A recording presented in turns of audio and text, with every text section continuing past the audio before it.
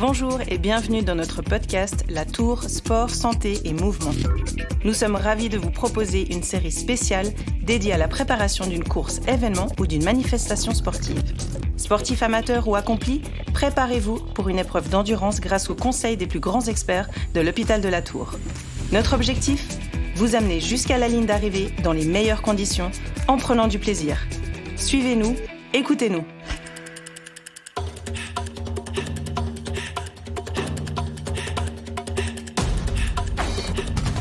Je suis Sarah Chiarello et aujourd'hui on se demande comment optimiser sa récupération après une épreuve sportive avec le docteur Boris Gojanovic, médecin du sport à l'hôpital de la Tour. Docteur Gojanovic, dans cette série, on parle tout particulièrement d'épreuves d'endurance, qu'il s'agisse d'un 10 km, un semi-marathon ou un marathon. L'aspect qui nous intéresse aujourd'hui survient une fois qu'on franchit la ligne d'arrivée, c'est la récupération. On entend souvent parler de ce terme, mais au final, qu'est-ce que ça veut dire exactement la récupération ? La récupération, pour le sportif, finalement, c'est la capacité à refaire des efforts dans les jours qui suivent, ou bien tout simplement avoir bien encaissé les efforts qui ont été faits, par exemple ceux d'une course. Plus concrètement, c'est vrai qu'il s'agit d'éviter des douleurs, de ne pas avoir trop de courbatures dans les jours qui suivent, de se sentir plus frais, le lendemain au réveil, par exemple, soit parce qu'on veut poursuivre un entraînement et on a d'autres objectifs, d'autres compétitions qui peuvent s'enchaîner, on pense là aux athlètes de haut niveau, soit parce que tout simplement, on va aller travailler et puis on a d'autres activités dans sa vie. Et puis un autre élément, quand on a la répétition des efforts, c'est justement de ne pas être trop fatigué, mais de ne pas risquer une blessure supplémentaire parce que le corps n'a pas assez bien récupéré. Comment peut-on s'assurer de bien récupérer après une épreuve sportive ? En fait, c'est avant que ça se passe. Mieux on est préparé à une épreuve, mieux on a planifié son entraînement, on a fait sa course en accord avec tout ce qu'on a pu préparer en avant, et mieux on va récupérer. Autrement dit, le corps, il est prêt à faire une course, donc il est prêt à en récupérer assez bien par la suite. Maintenant, il y a des éléments qui se jouent aussi pendant la course, c'est de savoir si on adopte un rythme pour lequel on est prêt. Si on essaye d'aller vraiment au-delà, on repousse les limites, on se met dans le dur, comme on est en mesure des fois de le faire pendant des courses, la récupération derrière, elle va être un petit peu plus difficile. Donc ça, c'est des paramètres qui sont individuels.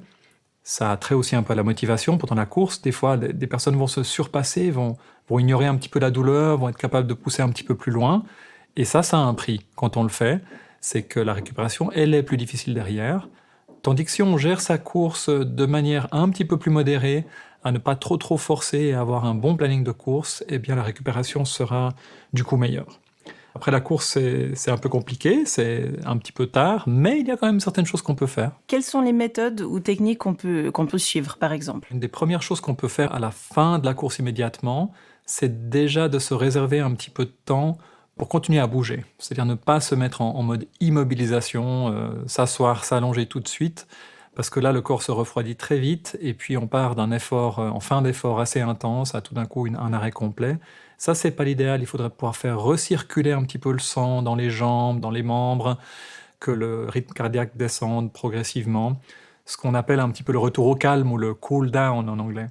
Et ça, il faudrait pouvoir le faire. Maintenant, c'est vrai que selon l'état dans lequel on termine sa course, des fois, on n'est pas toujours en mesure de le faire. On n'a qu'une envie, c'est de se poser derrière la ligne d'arrivée. Ou tout simplement, si c'est une course où il y a beaucoup de monde à l'arrivée, on n'est pas tellement en mesure de bouger beaucoup. Alors, en principe, il y a un peu un tunnel où les gens peuvent marcher pendant un certain temps jusqu'au ravitaillement, par exemple. Et ça peut aider à maintenir un petit peu de mouvement. Donc ça, c'est tout de suite après la course ? Ça, c'est immédiatement après la course. Et justement, souvent, ces couloirs de dégagement à la fin de la course amènent à la zone de ravitaillement. Et le ravitaillement est un autre moyen de récupérer. C'est-à-dire, on va rapidement essayer de recharger un petit peu sur le plan énergétique. D'autres éléments qu'on peut faire un petit peu plus tard, c'est différentes techniques liées à la décontraction musculaire.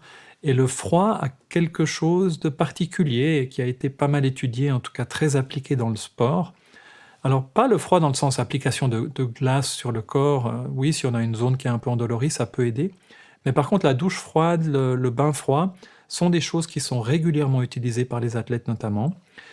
Parce qu'il y a un certain bien-être sur le plan musculaire dans les jours qui suivent qui peut s'en suivre. Et l'autre chose, c'est que ça favorise le sommeil. Et ça, par rapport à la récupération, finalement, le soin particulier à donner au sommeil est très important. Et si on arrive à bien dormir après, on va récupérer d'autant mieux. Le stretching, massage, est-ce que ça peut être aussi une bonne méthode ? Ouais, c'est assez controversé en fait. On se rend compte que le stretching juste après la course n'est pas forcément indiqué. Des fois, on a envie, parce qu'on sent cette raideur, cette tension musculaire, de travailler un petit peu la souplesse.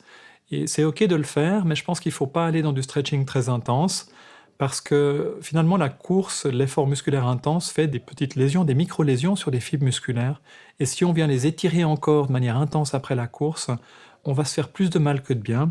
Et en tout cas, on sait que ça n'a pas vraiment d'effet sur la récupération. Pour ce qui est du massage, là aussi, c'est des questions des fois de préférence. Et les tensions musculaires peuvent en bénéficier. Par contre, la récupération de la capacité musculaire sur les jours qui suivent ne semble pas trop être affectée. Alors c'est plutôt une question de préférence. Il y a peut-être une dernière chose qu'on pourrait dire, c'est la compression. On peut penser à ces bas de compression que parfois on porte pendant la course. En réalité, ils sont plus utiles après la course. C'est-à-dire que pendant, c'est peut-être plutôt question de mode ou de confort, puis on se sent mieux avec, c'est bien de mettre des bas de compression sur les mollets, sur les jambes. Mais en fait, après la course, ça peut aider à améliorer la circulation sanguine et ça semble améliorer les choses. Et l'alimentation, est-ce qu'elle joue un rôle particulier ? Oui, clairement, ça, je crois que c'est fondamental. On sait que ça va dépendre un petit peu du type de course, de la durée de l'effort. On va avoir pratiquement vidé ses réserves de glycogène, de sucre, de glucides. Et puis, il faut pouvoir les recharger. C'est ça qui va contribuer à la régénération musculaire pour la nuit qui suit, pour le lendemain. On doit prendre une attention particulière à recharger pas seulement en glucides, mais aussi en protéines. C'est ce qui va permettre de resynthétiser, refabriquer un petit peu les fibres musculaires qui ont été endommagées.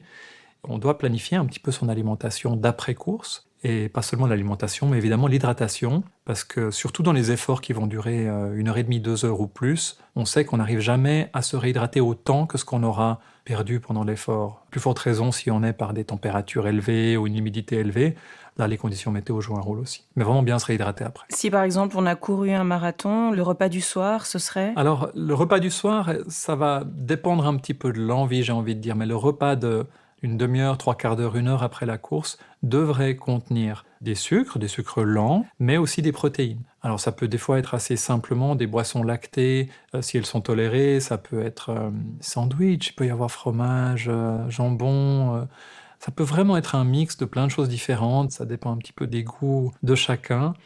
Et puis le soir après, c'est pas là où on va prévoir forcément les gros clichés comme la fondue ou bien les repas très gras, mais plutôt en fonction de ce qu'on va tolérer. Dr Gojanovic, pour conclure, quels sont vos principaux conseils pour améliorer la récupération ? D'abord, il faut se préparer en adéquation avec son objectif, et du coup, il faut connaître un petit peu son niveau pour gérer sa course en fonction de son niveau. C'est OK de se pousser un petit peu dans ses limites, mais on doit être conscient qu'on s'est préparé pour un certain type de course, donc il ne faut pas forcément avoir les yeux plus gros que le ventre. Il faut planifier son alimentation après l'effort, pendant l'effort aussi, et l'hydratation, mais surtout après l'effort, ce sera important. Il faut soigner son sommeil et préparer son sommeil, et là, il y a des choses comme le froid qui peuvent y aider. Et puis, il faut aussi bien se dire qu'il faut garder un peu de marge sur les jours qui suivent.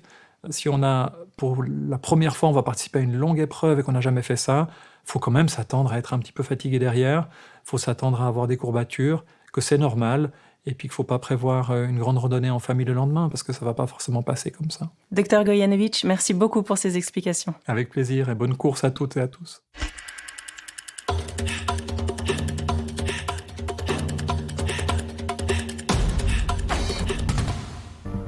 Si ce podcast vous a plu, abonnez-vous à La Tour, Sport, Santé et Mouvement, disponible sur Spotify, Google et Apple Podcasts. Pour plus de conseils, n'hésitez pas à nous suivre sur les réseaux sociaux.